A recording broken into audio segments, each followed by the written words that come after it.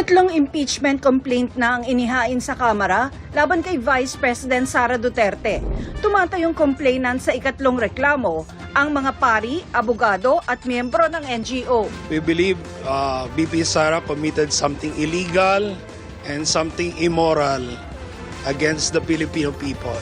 For us, thou shalt not kill, thou shalt not steal, thou shalt not bear false witness. Kasama raw sa mga dahilan kung bakit dapat matanggal sa pwesto ang bise, ang anilay culpable violation of the Constitution at betrayal of public trust. May kaugnayan pa rin ito sa mali umanong paggamit ng bise sa confidential funds. This is based on the results of the committee hearings done by Congress. This is based on the facts that the disbursements of the confidential funds, the disbursements were not properly done. The use of fictitious individuals. Binanggit din sa ikatlong reklamo ang umano'y panunuhol ng bise sa ilang opisyal ng DepEd na inilahad sa mga pagdinig sa Kamara. Tanong ng mga complainant, kung hindi i-impeach si Vice President Duterte, ano raw ang pipigil sa ibang opisyal ng pamahalaan sa paglustay sa pera ng taong bayan? It's no longer just the legal and constitutional obligation of the members of the House of Representatives to impeach and for the Senate to remove from office the sitting Vice President of the Republic of the Philippines. It has now become their moral obligation to do so. Inendorso na ni Camarines Sur 3rd District Representative Gabriel Bordado at Aambis OWA Party List Representative Lex Anthony Chris Colada ang ikatlong impeachment complaint. Sabi ni Bordado, walang sino man kahit anong ranggo o impluensya ang mas nakatataas pa sa batas. Ayon kay House Secretary General Reginald Velasco, hindi pa niya natatransmit ang naunang dalawang impeachment complaints sa Office of the Speaker. At gaya ng naunang dalawang impeachment complaints, ang ikatlong reklamo ay ire-review ng Legal Department ng Kamara. Sinusubukan pa ng GMA Integrated News na makuha ang panig ni Vice President Duterte. Pero ilang beses na rin niyang iginiit na walang naging mali sa paggamit ng OVP ng confidential funds. Dati na rin niyang itinanggi ang alegasyon ng panunuhol. Nauna na rin niyang sinabi na haharapin niya ang anumang reklamo o kaso laban sa kanya. This is the third impeachment complaint on record. The impeachment complaint is filed by a group of complainants. We have priests from the Diocese of Novaliches. We have priests from the Order of Carmelites. We have priests from the Congregation of the Mission. We also have lawyers from the Union of People's Lawyers of Mindanao. We also have Ma'am Pinky. Stand up for God. Okay, your name is? Pinky. Ma'am Pinky Tan. Tam. Pinky Tam. This is the third complaint. The grounds for the impeachment invoked by the complainants are the following. Number one, culpable violation of the Constitution. We also have the ground bribery. We also have the ground graft and corruption, plunder, malversation, and technical malversation. Ultimately, the ultimate ground is betrayal of public trusts. Sir, sinong nag-endorse na congressman? It would be Congressman Bordado and Colyada. May we know the full name of the congressman? So we have the endorsement of Representative Gabriel Bordado Jr. of the 3rd District of Camarines Sur and Representative Lex Anthony Chris Colyada, a party list representative. Sir, bakit sila po yung pwede natin mag-endorse? Or sila ba nag-volunteer? Paano po yung nangyari? Okay, so as to that, I think we leave that to the complainants and the congressman. But the fact is we have these two endorsements. Ano pong basis ng impeachment complaint Okay, niyo? so the impeachment complaint is based on how the Vice President of the Republic of the Philippines illegally disbursed the confidential funds entrusted by the Republic to her. This is based on the results of the committee hearings done by Congress.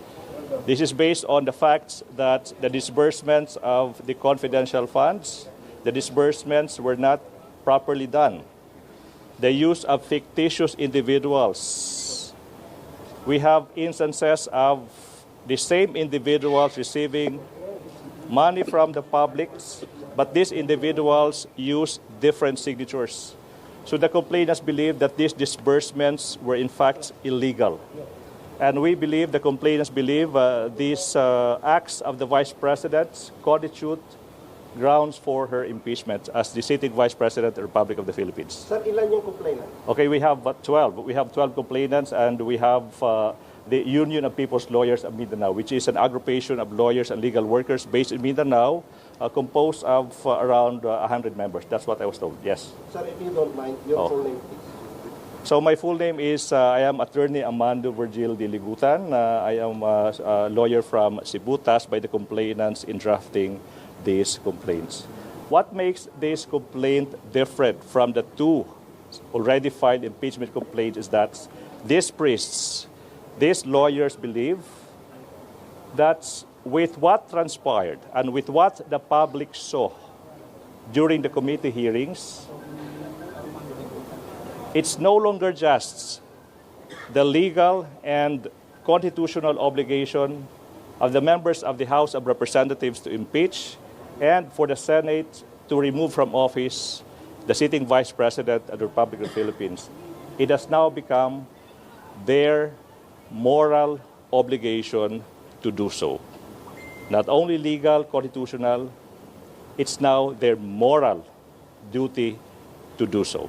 All right? So we'll be giving you a copy of the impeachment complaint. I think you can get a copy from the media, okay?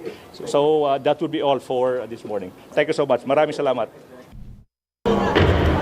A day after Congress adjourned for the holidays, a third impeachment complaint against Vice President Sara Duterte was filed before the House of Representatives.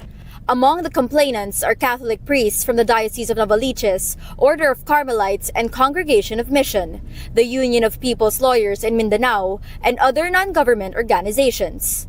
We do this for the Filipino people. These are ordinary priests. These are ordinary lawyers bound by a common cause to uphold the law and to hold accountable the Vice President of the Republic of the Philippines. We believe VP Sara committed something illegal and something immoral against the Filipino people. For us, thou shalt not kill, thou shalt not steal, thou shalt not bear false witness. The complaint was endorsed by Camarines Sur 3rd District Representative Gabriel Bordado Jr. and Deputy Minority Leader Aambis OWA Party List Representative Lex Anthony Colada. Citing culpable violation of the Constitution. We are also invoking a betrayal of public trust, plunder, malversation, technical malversation, and bribery. Just like the first two complaints against Sara Duterte, the grounds are related to the alleged misuse of the confidential funds amounting to 125 million pesos from the Office of the Vice President in 2022 and 112.5 million pesos in the Department of Education in 2023. The complaint alleged Duterte's failure to provide evidence on how the public funds were spent showed inexcusable negligence. The complaint cited the findings of the House Committee on Good Government and Public Accountability.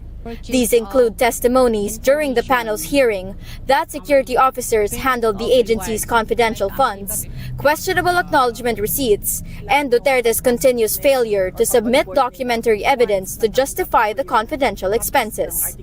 What makes us different is that the complainants in this case are arguing that it's no longer just the constitutional and legal obligation of the members of Congress to impeach and to remove from office the Vice President. That obligation now becomes a moral one. Another ground raised was the culpable violation of the Constitution and betrayal of public trust, accusing Duterte of corrupting and bribing DepEd officials.